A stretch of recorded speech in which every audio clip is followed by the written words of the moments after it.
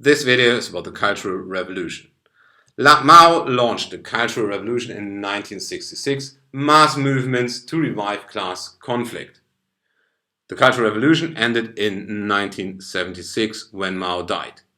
Important was the Maoist Lin Biao and the two reformists Zhou Enlai and Deng Xiaoping. China was a People's Republic from 1949 onwards.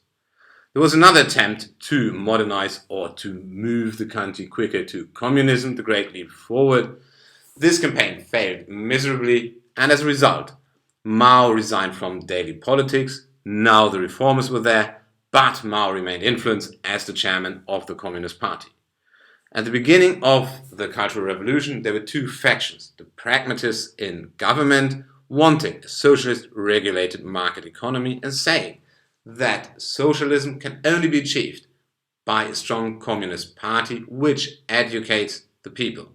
Class struggle ended, from their point of view, when the Communist Party is in power. On the other hand, the Maoist leftists in party and army oriented towards Mao's ideology. They said masses are essential, they are necessary to control the Communist Party, and class struggle never ends. As early as 1962, Mao criticized reformist party officials.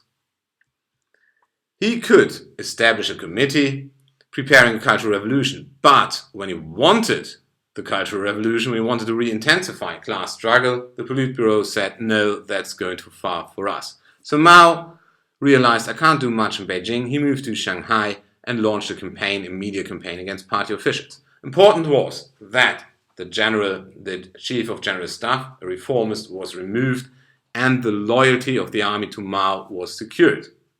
The Maoists then spread rumors of a coup d'etat and the army took control of Beijing. The first phase of the Cultural Revolution could start. Mao removed potential enemies and critics from central position, and then the Politburo declares capitalists and counter-revolutionaries have sneaked into party and cultural institutions. The masses must annihilate them. On the 25th of May 1966, there was the first big character poster. And not too much later, there was the first struggle session. 60 academics of the Beijing University were physically abused and driven through the streets of Beijing. Such struggle sessions continued, and other forms of violence against intellectuals and party officials followed, conducted by the Red Guards. The Central Committee reassembled, and now there were only Maoists. The Red Guards faced an opposition.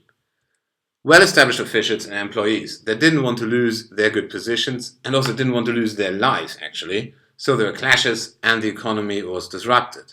That was not in the interest of the communist leaders, so it was made clear the economy is not a target, only cultural institutions. In the province of Shaanxi, the military and the party elite remained in control. They managed to establish a revolutionary committee without the leftist rebels.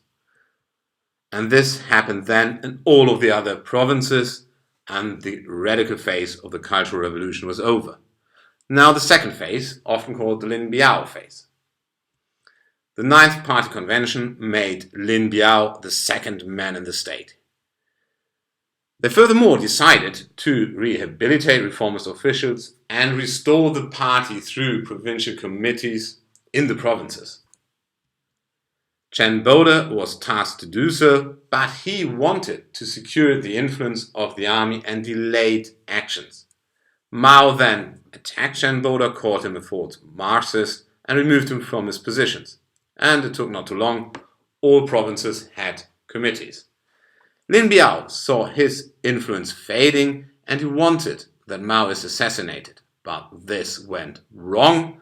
Lin Biao had to flee, and during his flight he died. So the third phase, the Zhou Enlai phase.